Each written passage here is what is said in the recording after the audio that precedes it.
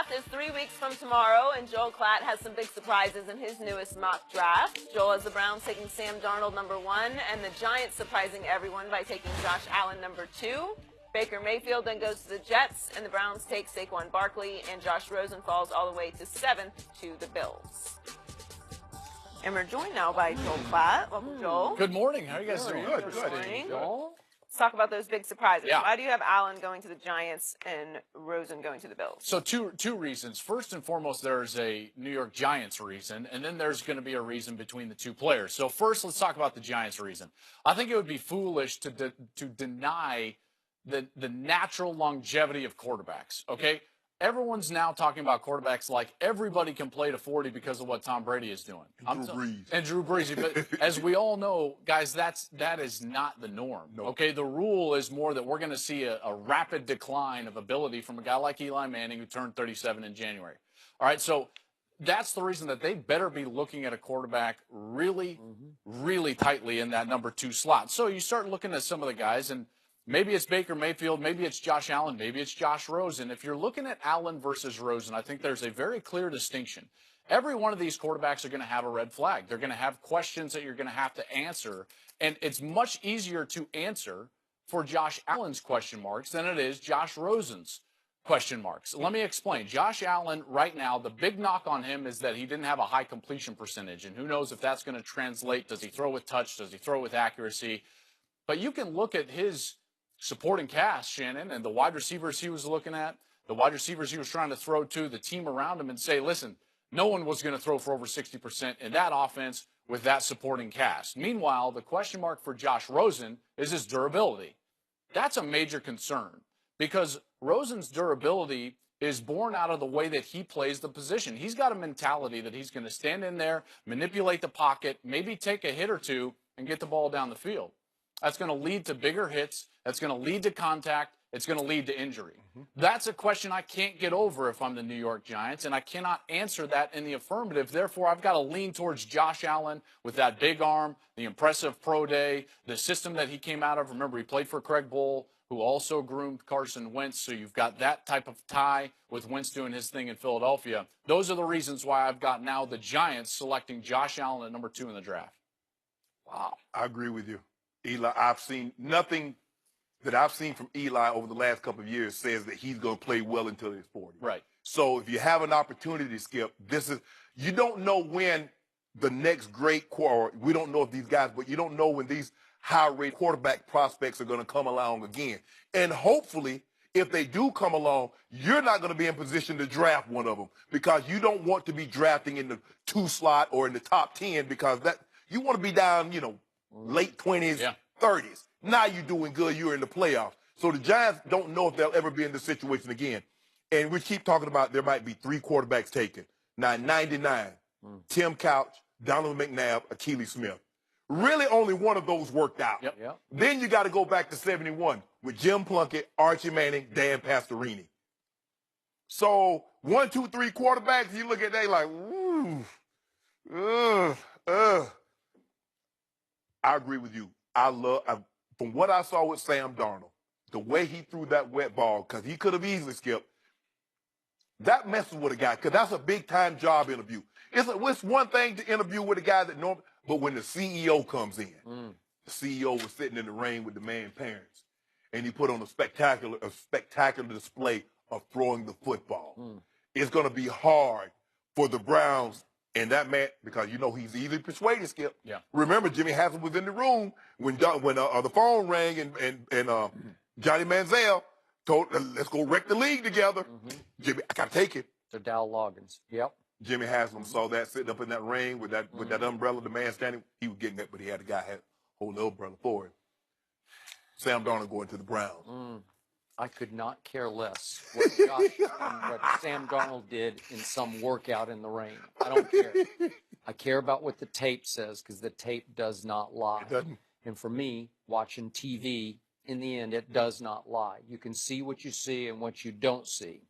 And I'm going to say it again. There is a chance that all 4 of these top-rated quarterbacks 5 years from today will look back on and say, yeah, like all 4 are flawed to me in very different ways. to the point that I'm not completely sold on any of them. You don't see the 83 draft quarterbacks. Heck The no. Marinos, the Heck Kellys, no. the Elways.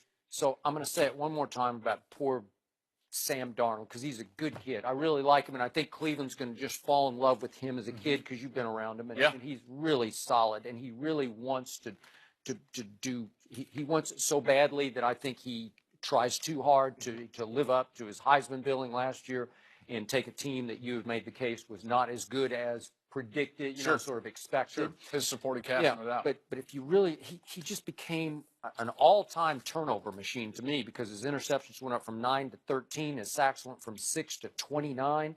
He led the nation with 8 lost fumbles after 5 lost fumbles the year before. Just so many turnovers that a lot of times, see Jameis Winston, it projects. It does. And I'm just not Apologies. sure about it. And if you throw him in as the first overall pick to Cleveland, and Hugh Jackson tries to prop him up in the starting lineup next year, it's just hard, man. Yeah. And they've had a recent rough time with quarterbacks, and he's going to try to do more than he's capable of, and he's going to start throwing it to the other team and getting it knocked out of his hands. I don't believe any quarterback that goes with the first pick. I believe Tyrod Taylor will be the You would opening day have to. starter. I hope they the do. opening day I starter hope unless so, something man. happens. And here's where it goes back to Haslam, right?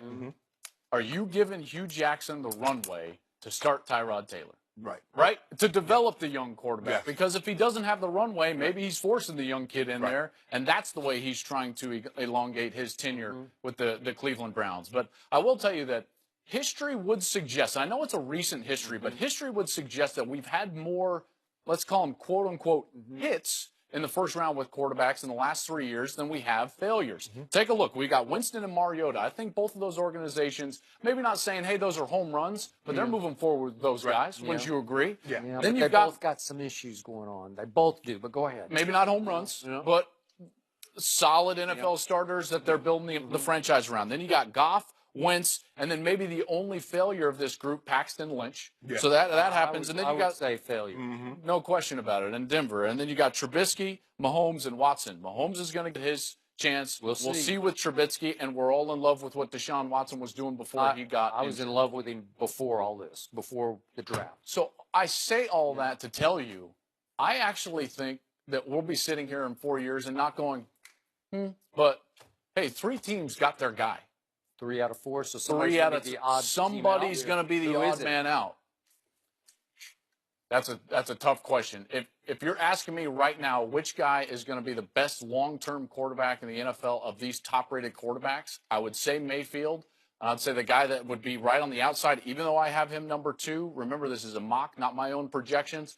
I think Josh Allen is the 4th of those guys because I like Rosen more than Allen. I think his durability can be answered. But if you're the Giants, that's a tough pick. That's why these mocks are a lot different than what you're going to do. If I'm picking, I'm taking Mayfield, then Darnold, then I'm probably going to take Josh Rosen. I'm telling you, the guy that goes to the right situation, let him sit for a year or 2, give me Lamar Jackson. Okay, and you could be right about that. That's going to take 2 years, and you're going to have to ease him into the fray because he's got a lot to try to figure out on the fly. Boy, he's talented, isn't he? Extreme He can talent. spin the ball He can better than spin people it. give him He credit can. for. There's no doubt. And his accuracy certainly improved this Yes. last year under Bobby Petrino. Here's the one thing I'm worried about with Lamar Jackson. I'm glad you brought him up.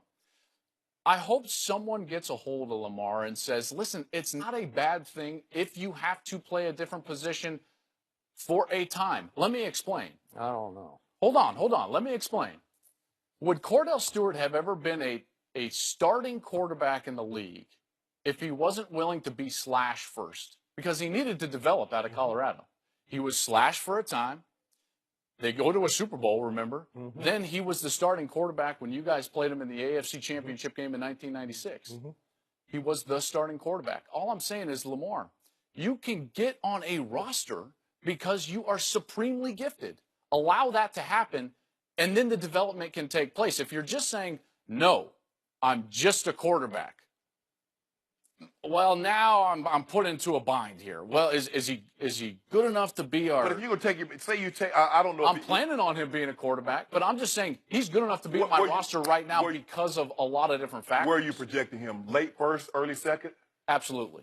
No doubt. Somewhere between, Shannon, if I was saying somewhere between 26 and 41. Okay. Those, because I know I can put him on my roster. Right. He can be on the 53 while developing and continue to help my program win football games. I'm going to say this one more time. All the stats of projecting their college production into pro football say that Baker Mayfield is by far the biggest slam dunk of all these 5 quarterbacks because his stats for long time starts, where he was starting as a freshman all the way to his senior year.